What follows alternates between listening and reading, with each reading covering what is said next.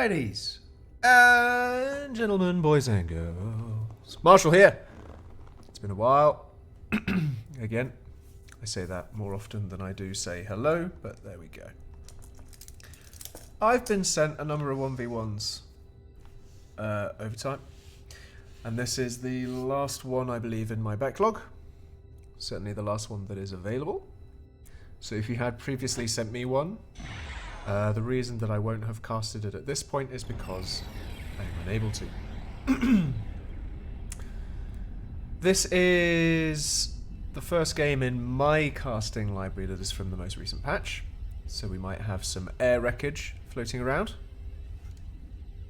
And this is a game between Redarrow in red, using the Alpha Commander here. Meanwhile, on the south side, we've got PhyrricVictory in a nice sort of burgundy or a purple here. Both going bots first into air. Gosh, my throat is not good. Sea of power, vehicles, and air for Pyrrhic. Red sticking with the bots, and then a second air factory. So both players going second air. Something to note, this map is one I don't think I've casted before. Hemlock is a small starting planet. And as you might have noticed as we watch those fireflies wander around and down, is that there's a big asteroid in other background. This is a place where most of your economy is going to be found, going into the later part of the game. There's nice clumps of 4 floating around, so you've got lots of landing opportunities on this planet. So you can't easily predict where your opponent may go. Yes, there are going to be some areas with a slightly closer cluster of 4 than others, but for example here you've got 2 clusters of 3 but are relatively close together, so might you go there? You've got a cluster of 3 which is very, very defensible.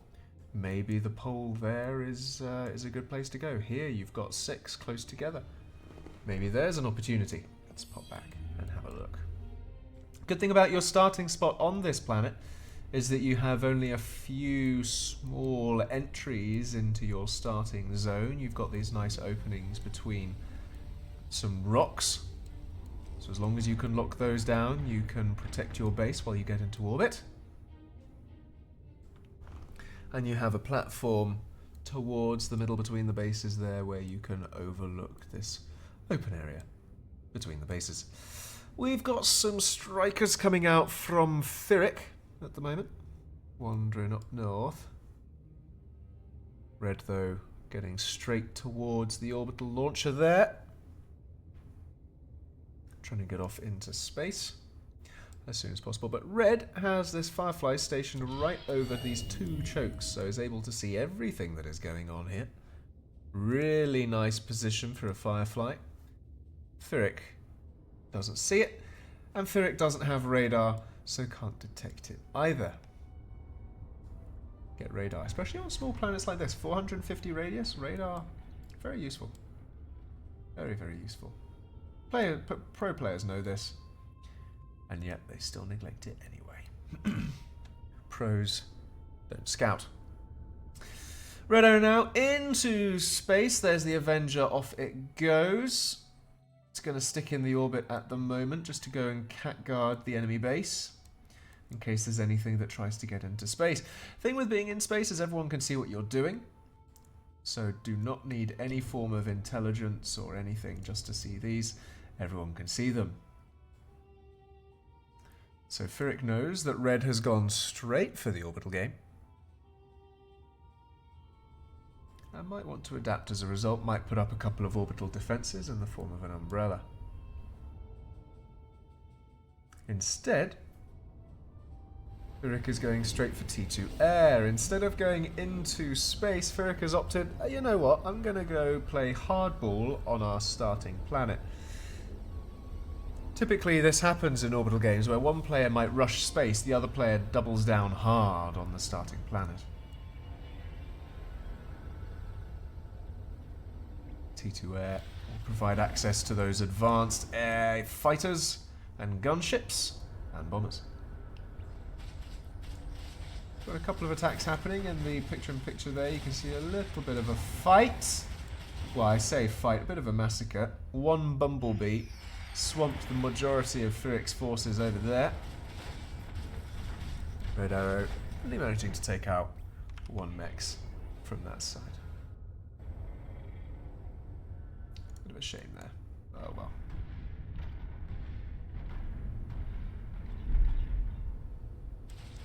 Was that thunder I heard? I don't know if the microphone picked that up, but I do love the sound of thunder. Red being aggressive with the raiding again. More mechs on the front. Getting taken down. There, Pyrrhic just being aggressive with the expanding air fabricators. Why not? If you can get away with it, just go for it. No one's gonna stop you from doing that. I'm trying to establish a forward base on this side. Have a look at this. We've got a nice choke point covered here. Now you've got control of these 3 mechs and this rear approach to the base, which leads to 2 choke points. So it's actually quite good to have this hold. Plus you get 3 mechs on top of that. Thing with this side of the planet, there's not a lot of metal floating around, so if you can get some vision, please do. This whole passageway here between the bases that leads straight through chokes is a potential problem for those who aren't keeping a weathered eye. Let's have a look on the other planet where we see Redarrow getting over there. What you can do with an orbital fabricator, wander around, build resources from the orbit, but also set up these teleporters. This is going to be crucial for Red to get Commander off-world if necessary, get the Commander building air factories, and then those air units can go and expand even faster around this planet than an orbital fabricator can. And that will then start setting up the defences on that planet there. Very, very crucial indeed. Finally, we've got an orbital launcher, though, from Pyrrhic, who can finally start fighting and wrestling back control of the skies over his latitude. There we go. Got that and can now start thinking about either an orbital transport or an orbital fabricator. We got gunships coming out of the T2 air though. So that can be quite powerful in dealing with some expansions and containing Red. I say containing, I mean trying to keep a boiling lid on, because Red is on the other planet now. And the longer Pyrrhic leaves that, the harder it's going to be to win the game. Because that snowball, let's just say, you don't want to be at the bottom of that slope. T2 bots from Red now as well, so we're going to have some hard-hitting slammers coming out onto the field, which is where these kestrels here from Pyrrhic, these gunships, are going to be even more handy at dealing with those. They should swipe and deal with it very, very nicely indeed. They are very good at dealing with soft targets, I believe, is the Kestrel speciality. Or was Kestrels the hard targets? No, Kestrels were the hard targets. While, God, I've even forgotten what the name of the other ones is now that can deal with the soft ones. The strafers. Forgotten what they are, but instead we've got some Hornets coming over. These missile planes, these missile bombers, are lethal if you can get a group of them in range of a commander. And I half expect Red to worry big time about this commander. The only thing you've got to watch out for as far as air is concerned is the range of anti-air. Look at this. If that spots the commander, it's going to be curtains. Red there is going to start panicking as they see the missiles hitting the comm. Air comes in, tries to kamikaze the Hornet. It doesn't. Red going to run away, not towards the teleporter. Back into the base where Pyrrhic decides not to follow. Instead going to sweep around the outside, take out the teleporter. Good idea, lock the commander in place. prevent any form of escape. Is Red going to try for it? Red's going to try and make the daring escape. It's not going to happen, surely. Surely not. Surely it's not going to happen. Red's struggling for power to keep the teleporter running and operational. Still struggling for power. Come on, get through there when the power is running. That teleporter, 5%. Pyrrhic has missed out on victory. For the time being. Maybe kicked it down the road, maybe not. We'll find out who wins this one. But that could be a costly blunder. Just keep an eye on that one.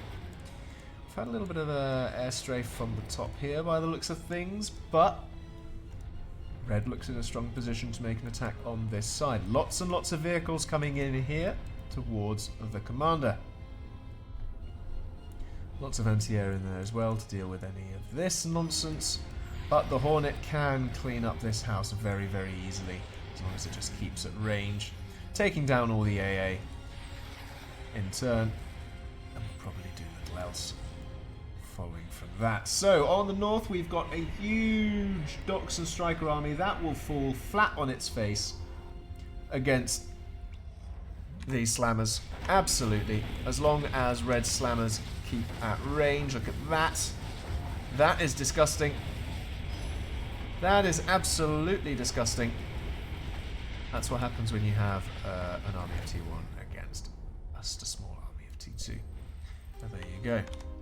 And that's why it's important to keep up in the technology. If you see your opponent going T2, you kind of have to get on that train before it leaves the station. Otherwise that can happen.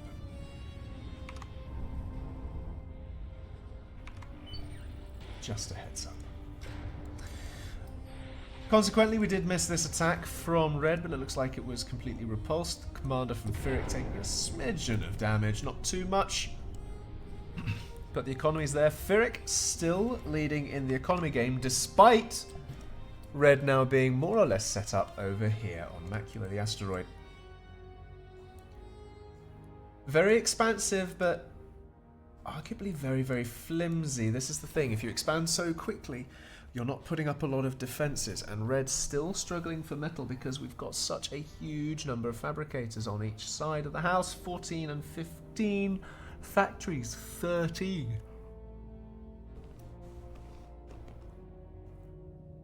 factories there, sapping everything away. We've got T2 on the starting planet there. We've got Orbital happening. And we've got T2 fabricators trying to get in gear. Eventually it will tick over into being effective.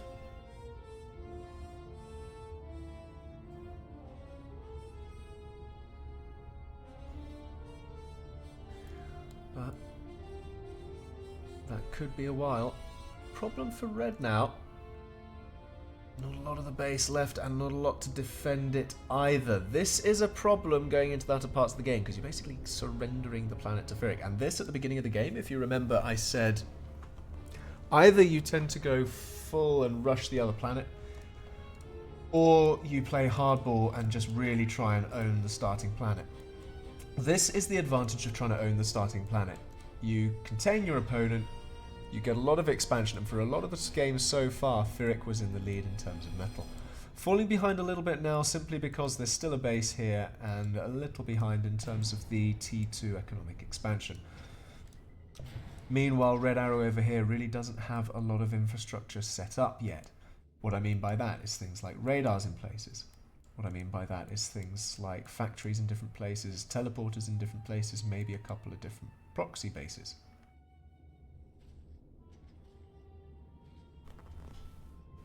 So that's going to be the next focus. Look at all those factories going up still.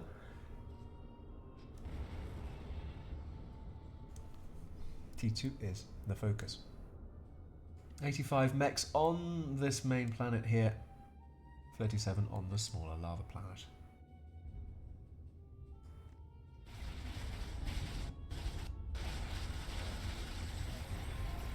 Let's have a look-see. We've got docks wandering into the base there. We've got slammers trying to defend. But the dog's hiding behind the buildings. Oh, I say that. We've got a sniper bot that could do some damage.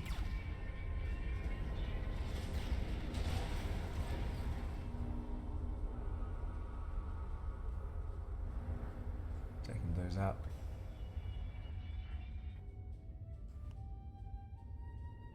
Got so many Hornets and some worms here that with a little bit of intel you could probably safely go in and deal with that base. But Pyrrhic, taking his time, not too worried. But in we go. Let's have a nose with the air, flies over, gets gobbled. Oh, that wasn't very good.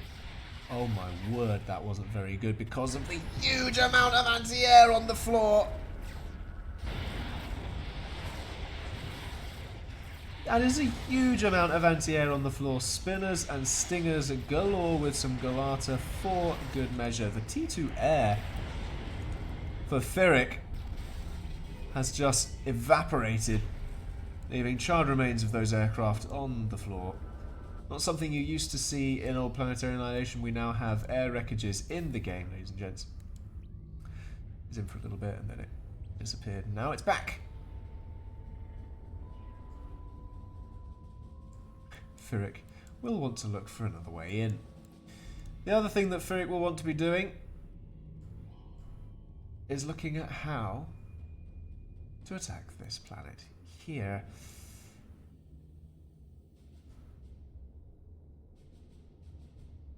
Problem that he has is that you've got patrolling units everywhere.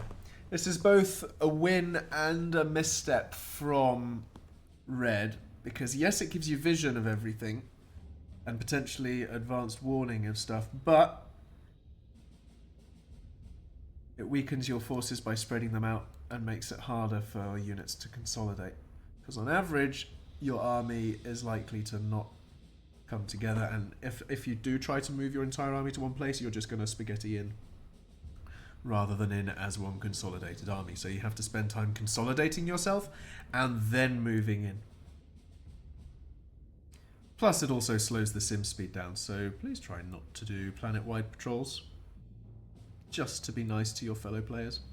One thing I have noticed that we've got from Pyrrhic, though, is we've got some Omegas coming out. Those will deal beautifully with the T1 that's roaming around. Omegas have a gorgeous anti-ground weapon now. Absolutely gorgeous.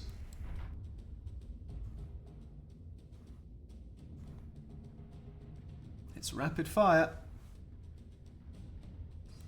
so it deals with and can potentially create empty space very, very quickly.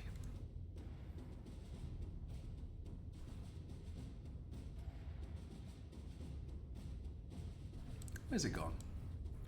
Flying through space. Just about to arrive. There it is. Look at that.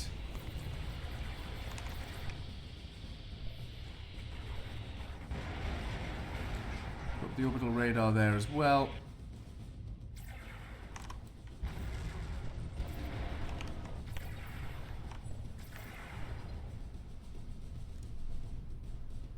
But that Omega can potentially now really make this beachhead a thing. We now have an empty space, whereupon other units can fall. There you go, and going towards Red's usual base of operations there. Not good news for Redarrow.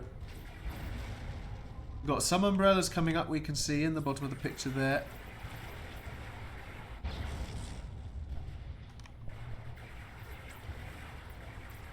That could potentially deal with it, but as long as Pyrrhic focuses down these umbrellas, could be in for a bad day at the office. Ooh, hey, there we go. Sorry if any of you... Oh! Never mind. It's left and it's flying away.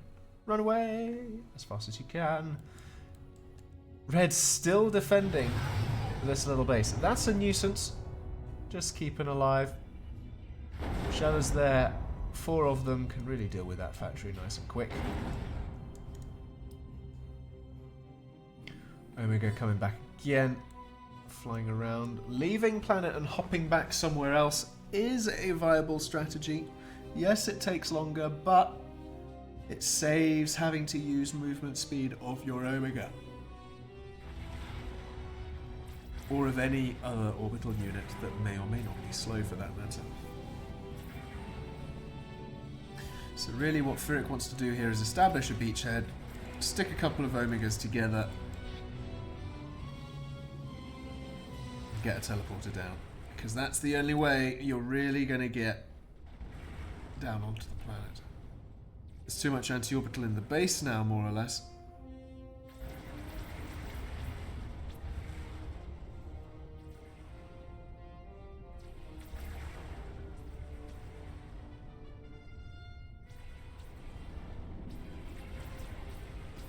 Apologies. For some reason, I've suddenly become super duper sleepy. I have been struggling to sleep recently. There we go. And eventually it catches up with me. Usually it's around 6 PM, especially when I haven't had lunch today. My energy levels are not as high as the floating going on in this game. We could be using those a little bit better. A lot of it is going to be going into fabricators. 67 fabricators from Redarrow. Got a lot of stuff happening here. We've got some anti-nukes coming up, just in case of potential future nukes. You've got umbrellas around the side of the base, nothing in the middle. You can, of course, just jump in and hop in the middle of the base from above. I think Red has forgotten that umbrellas are less useful as a perimeter device and are generally more useful as an area cover device.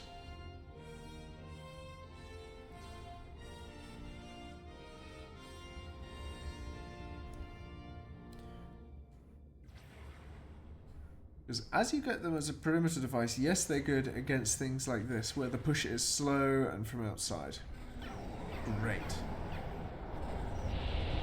That as an anti-orbital... Goodbye, Omega. That as an anti-orbital is effective. But by having none in your base, potentially problematic.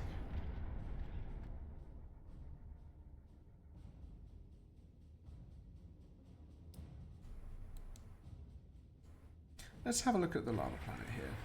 Looks like something is happening to the base. The Omega that is weakened is trying to deal with it. There's no more T2 factory there, so no more T2 can come out. There's no teleporter to reinforce. It's just an Omega picking off units for free. It's just anti-air up the wazoo. Ground can now come in pretty freely and just be annoying.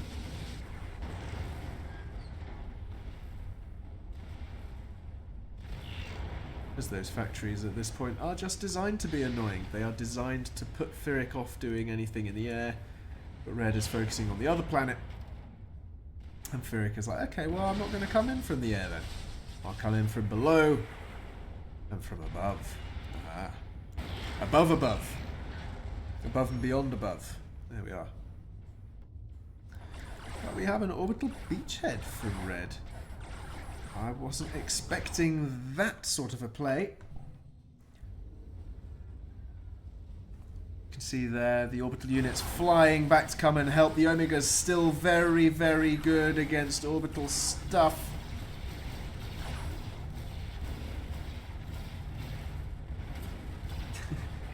Setting that down, but the teleporter is problematic. You've got to focus that down, Omega. Try if you can. Because this flow of units is really rather big and not good. We've got Blue Hawks coming in to defend against the Orbital. Really powerful shots against Omegas there.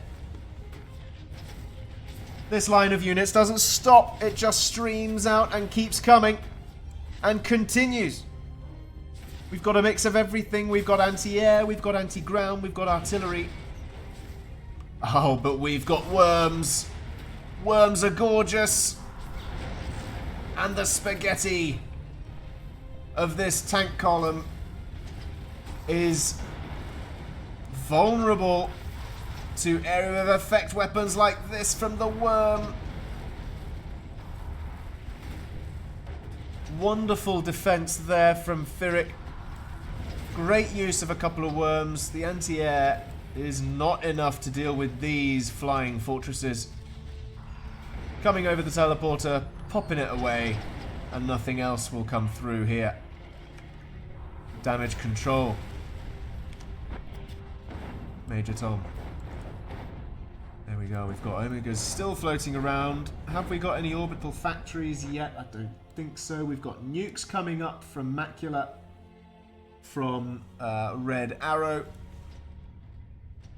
Those can of course fly through the orbit. We've got a commander out in the open from Pyrrhic. We've seen this before where commanders flee a base and then forget to return. What Red needs to do there is just send a radar over in the orbit, see a lone commander, and pop a nuke off. That's all you need to do, but we have some kind of fighting happening over here. Pyrrhic, are you in? The answer to that is no. Red is not ready with the nuke.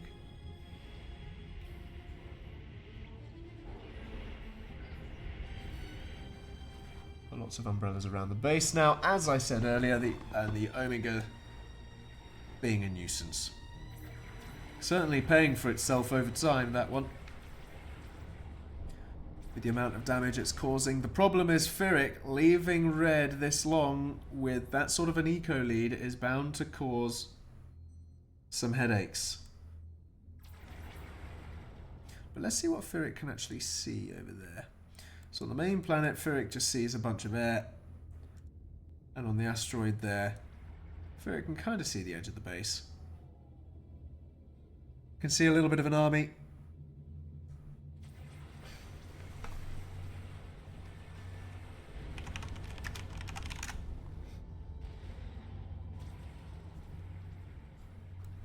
Not a lot else. Can see a teleporter with units preparing. Potential problem there. We've got an Omega coming again to supplement. We've got a lot of Orbital in the sky.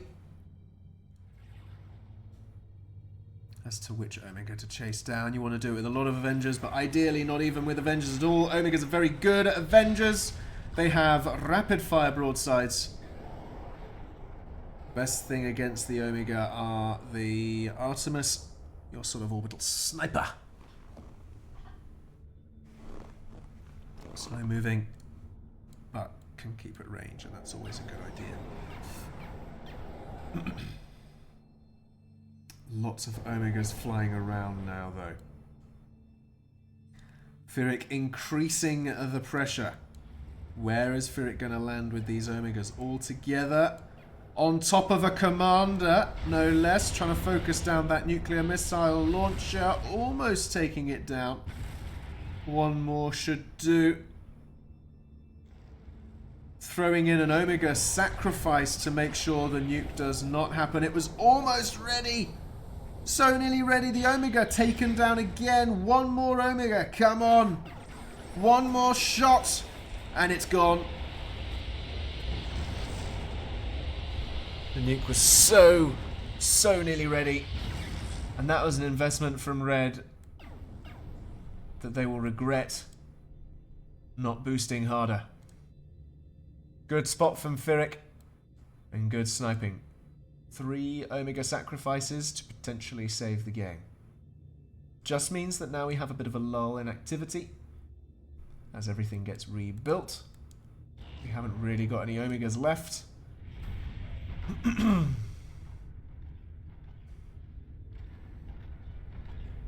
We've only got the one orbital factory here from Pyrrhic. But we have got an Omega now. There is one over on the asteroid. That's not really doing very much. It's just sat out in the middle of nowhere. But look at all of these blueprints. Redarrow there trying to get umbrellas up all over the planet just to completely lock down whatever is possible.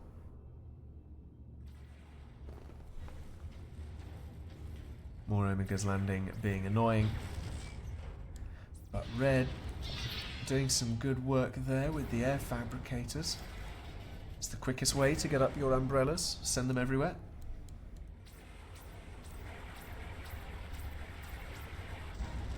It's interesting how when you get to this part of the game, you tend to find that momentum slows down as players aren't quite sure how to deal with the fact that they're on different planets. Not many players are experienced in it. Unless you play large team games or FFAs. It's usually a new concept. We have a huge army here. I say huge, it's not large on the grand scheme of things when you have a whole asteroid to capture. The armies are different in size. Redarrow has more or less double that of Pyrrhic, but Pyrrhic is all in one place and not struggling for eco at the same time. It's arguably because they don't have 100 fabricators working all at once, nor 29 factories. Pyrrhic being positively conservative in their approach to this game. Moving in on the north, could potentially reclaim all of these wreckages for a bit of extra metal, a bit of extra resource. I don't see any game plan from Red other than trying to get a teleporter down on Pyrrhic's planet and use all of this army. The problem is we'll need a bit more anti-air to deal with that. We've got a Vanguard in there, we've got some Storms. So potentially if Red can get an army down, I would wager that could well finish things off, as Pyrrhic just does not have anything to defend. So what Red needs to focus on doing is getting a couple of orbital stalwarts in place. So we've got some Omegas coming out, we've got some Artemis. Those will go ahead, find an orbital beachhead, secure the landing zone, then the fabricators will come in, pop up a teleporter, then the army will come in, and the army will steamroll. And there's the orbital now, wandering over Pyrrhic's base there. Loads of umbrellas though that Red is not aware of. We've got a nuke coming up from Pyrrhic. We've got a teleporter open from Pyrrhic. We've got more stuff coming in from Red over the top of the base. Why over the top of the base? What do you expect to achieve? Don't do it. You want to be outside. Don't draw attention to yourself. Mistake was made. Lost more or less everything from that, but whoop, hello. South Pole, Pyrrhic being Pyrrhic. Just managed to get a teleporter down, not any ground-based engineers down. We've got a little bit of an army being a nuisance, but not a lot of anti-air. Just getting some anchors being built. No biggie. Just something annoying. Again, this is where you really need your anti-air, or at least some fabricators to come and assist with something. I am worried about this game, though, where Red is trying so desperately to get back on their planet. The Omega on the North Pole has created empty space and beachhead. You just got to be careful that when you move over, you're not spending time reclaiming the wreckages. Rather, you want to be spending time just getting up the teleporter as fast as possible. Loads of orbital fabricators coming back.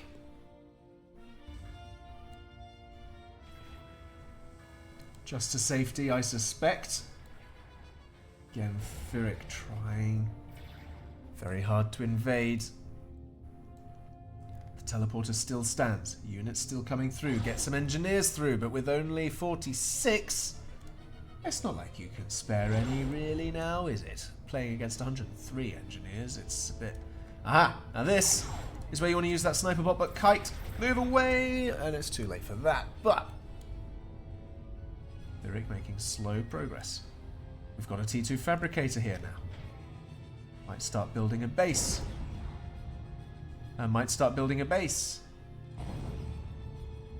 There we go. It starts building a base.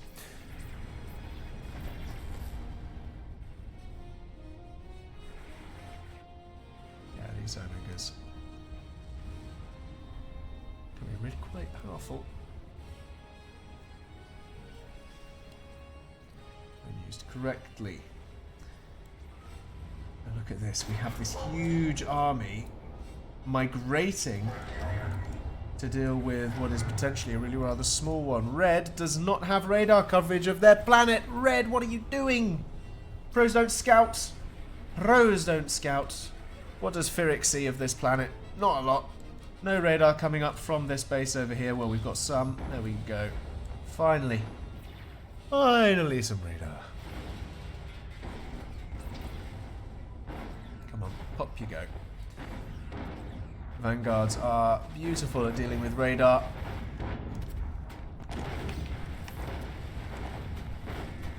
Some fight here. Should get swamped nicely by Red. Taking a few losses at the same time. Not ideal, but there you go. Red really wants to just be thinking about invading, not eternal defense. Pyrrhic is trying. Omega's coming over. This is by no means an orbital stalemate.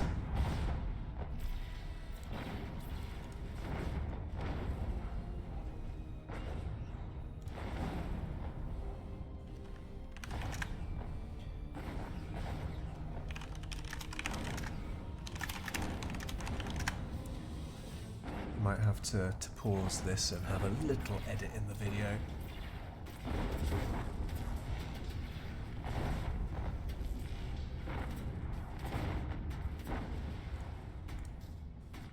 They're not pushing in. What is the mistake here? What is the hold up? Captain Sobel.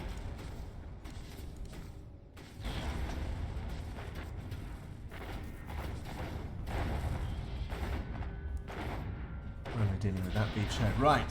Let's have a sit rep, because if I'm not mistaken, there was a nuke that was being built. There's 2, 3. That's a problem. 3 nukes are just about ready.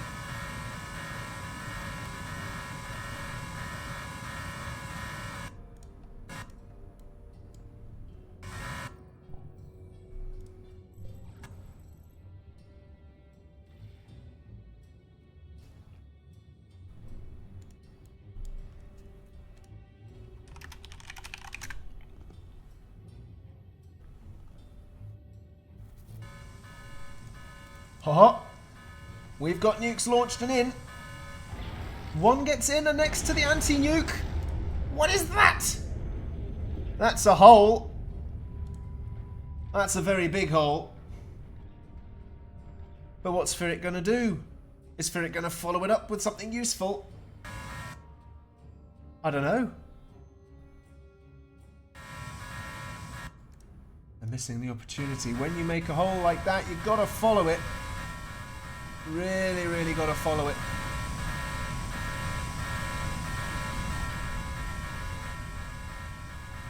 Good orbital radar.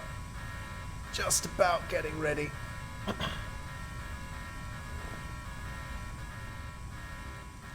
What's this? We've got Red moving in with the teleporter into Hemlock. The teleporter is ready and the army is big.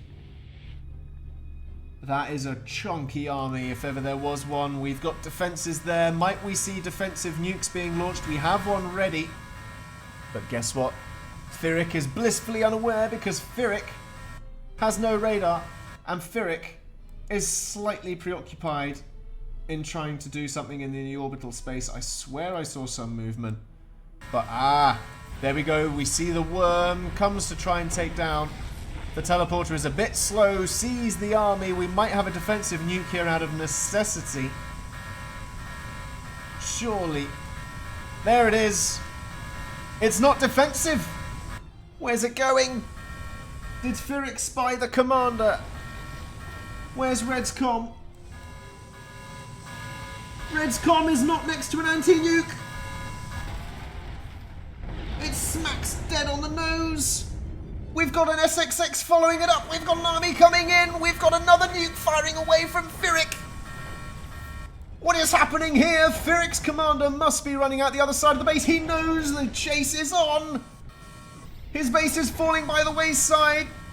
Another nuke trying to cut off the commander in an escape route. It's the other escape route. Redarrow duking away. We've got an SXX moving in. Is it in the right place? It's not. 50-50 chance the SXX goes down. There's no way of taking out that commander. There is no nuke. And the army is in the base. There is nothing left of Pyrrhic. It's all over. The gamble of the commander snipe did not pay off, and now there is no hope.